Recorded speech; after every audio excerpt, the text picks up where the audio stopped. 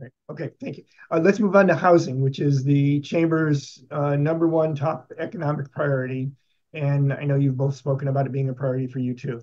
So, as I mentioned earlier, we hope that the House and the Senate will agree on this housing bond bill that's before them. If it before it dies, a chance to move forward at midnight tonight. But and there's a lot of good things in that bill, and I know you've both spoken and are familiar with it. Do you have any ideas of things the state could do to increase our housing stock that are not part of that bill? Well, Any new oh, housing sorry, who ideas? you're And asking? Amy, we'll go with you this time. Sorry, I didn't mean to jump the gun. So I believe housing is a human right, and in order to do that, we have to do everything we can to not only increase supply, but also be intentional about creating truly affordable housing and housing that is accessible for all. We need to make sure that it's habitable. We need to make sure that that rents are controlled. We need to make sure that people have the opportunities throughout the Commonwealth to have access to housing. So I think the bond bill is great. The what's missing is the real estate transfer tax. I think having that as an option for municipalities to opt into is a good solution. The municipalities don't have to do it, but it's an option that they can. And I think that that can help in terms of having funding to not only provide and increase our supply of affordable housing and by creation, but also to preserve our affordable housing stock. What Governor Healy has put forward is a great first start, but we need more. If we can do anything else, I would like to see more of a public sector, more government funded, creating housing stock.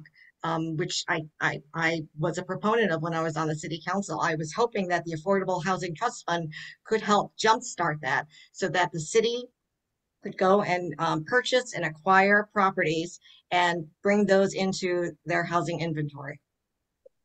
Alex, same question. Do you have any new ideas related to growing housing across the state? Yeah, yeah.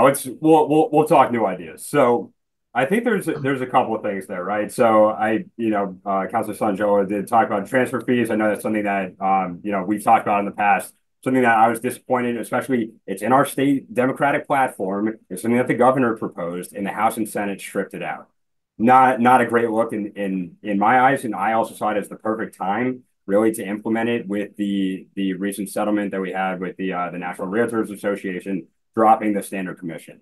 As for other things that I would like to look into, definitely repurposing underused property, such as, we are going through a bit of a revolution right now with malls back in the 80s, big deal. Right now, not doing so hot for the most part. I think using some of those old properties, we saw what happened with the Arsenal Mall and how we've been able to repurpose that into office space, into the Lifetime Fitness, um, and the or Atrium Mall. And then Arsenal obviously was redone. That's Watertown, my bad. So things like that, Mills, things like that. I mean, they're really big properties. If they're not being used, then I really think that they're just perfect opportunities to make that into additional housing. Some other things that I would like to look at. Um, Two things that I've seen as big issues in the housing sector as of late. Number one, the role of private equity.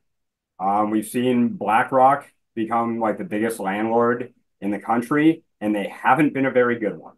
Um, I am very hesitant, just as someone that's a finance person, generally to put, kind of protectionist restrictions against private equity, but it seems that this has gotten to a point it's out of control.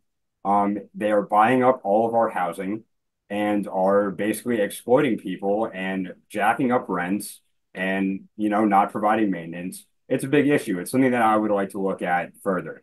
In addition, the just explosion of people that are buying up property as Airbnbs, continuing to lease them out. I love Airbnb. I much prefer them over hotels. However, people, when it was started, it was really meant to, hey, I snowbird down in Arizona or something like that. While I'm not there, it'd be great to be able to use that to pay my property taxes, something like that. People are now buying 20, 30 houses, or at least, two, three, four, five, and exclusively using them for Airbnb as opposed to living in them. We are in a housing crisis. If we were in a place where houses were a dime a dozen, that would be fine.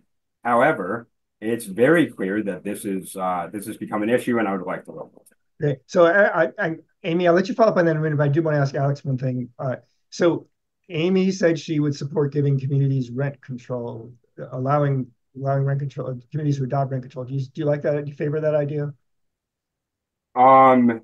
My blanket answer is no. I think rent stabilization, I am in support of. Rent control, no. We have seen how inefficient this creates a housing market.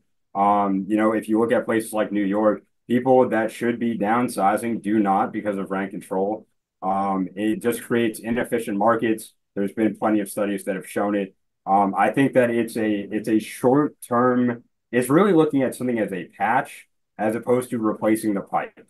Um, I don't support it as a whole. Again, stabilization efforts, I absolutely support. I think that we've really seen just a exploitation of renters in the past couple of years. But rent control as a whole, no, I do Okay, not. start with rent control. And I guess the question I would ask you about rent control is, are you not concerned that, in Newton, for example, a lot of the naturally affordable rental apartments are owned by small private owners. And if you put Mhm. rent control in there, they may end up selling those properties off, be forced to sell them off to those larger corporations and take it away from that small Right. family business. So my proposal is not to mandate rent control throughout the Commonwealth. My proposal is to allow communities to opt into rent control. Let the communities decide whether that's something that is something that they should be doing or not. The folks that I work with, Alex was talking about private equity firms buying up these properties. Yes, they are. They're either letting the properties decline, not taking care of them, or they're jacking up the rents because there is no control over the rents. Even the life tech properties, we're seeing that the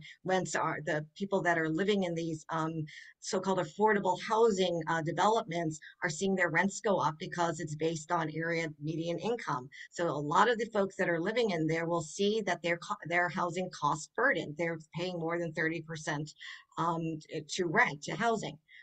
So I think there's a lot that needs to be done, right? We have to like lean on property management companies and these landlords to make sure that they provide safe and habitable housing. We have to make sure that if we're going to create more, particularly rental housing units, that they're accessible so that folks who are disabled or who have other needs have the ability to get there.